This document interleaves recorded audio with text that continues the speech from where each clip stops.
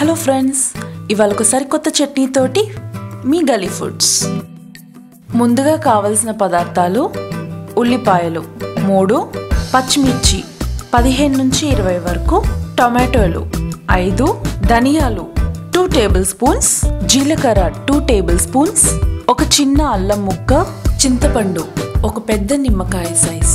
ముందుగా చింతపండుని ఒక కప్లో తీసుకొని నీళ్లు పోసుకొని నానబెట్టుకోవాలి. ఇప్పుడు స్టవ్ వెలిగించుకొని బాణలి పెట్టుకొని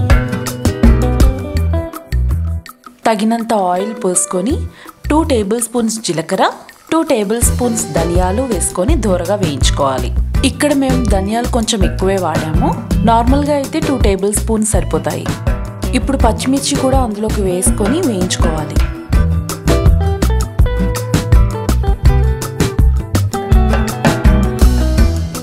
ఈలోపు మనం ఉల్లిపాయల్ని మీడియం సైజులో కట్ చేసుకొని అందులోకి వేసుకొని వేయించుకోవాలి.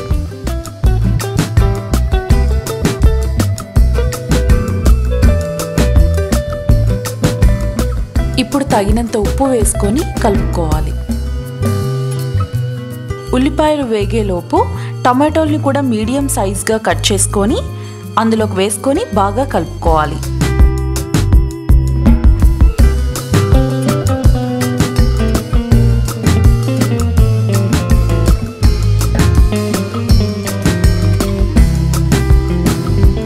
తరిగిన అల్లం ముక్కల్ని కూడా అందులో వేసుకొని కలుపుకోవాలి. ఇప్పుడు ఇవన్నీ బాగా వేగిన తర్వాత 10 నిమిషాలు పక్కన పెట్టుకొని చల్లారబెట్టుకోవాలి. ఈలోపు ముందుగా మనం నానబెట్టుకున్న చింతపండుని తీసుకొని మిక్సీ జార్లోకి వేసుకొని మెత్తగా పేస్ట్ చేసుకోవాలి.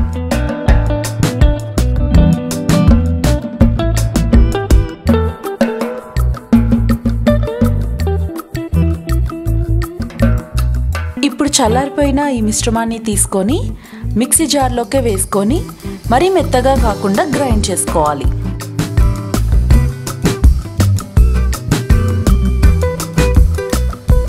చట్నీ రెడీ అయిపోయిందండి. ఇప్పుడు పోపు పెట్టుకుందాం.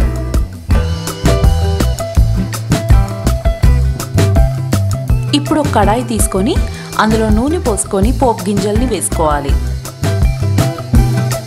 కొంచెం కరివేపాకు, ఎక్స్ట్రా టేస్ట్ కోసం కొంచెం మినపప్పు యాడ్ చేస్తే బాగుంటుంది. ఈ పోపు గింజలు గోల్డెన్ బ్రౌన్ కలర్కి వచ్చిన తర్వాత చిటికెడు పసుపు యాడ్ చేసుకోండి. ఇప్పుడు ముందుగా గ్రైండ్ చేసి పెట్టుకున్న చట్నీని పోపులోకి వేసుకొని బాగా కలుపుకోవాలి.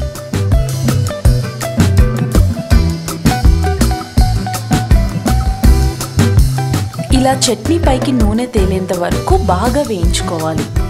ఇప్పుడు గుమగుమలాడే ధనియాలతో పచ్చిమిర్చి చట్నీ రెడీ. దీన్ని ఒక కప్లోకి వేసుకొని సర్వ్ చేసుకోండి.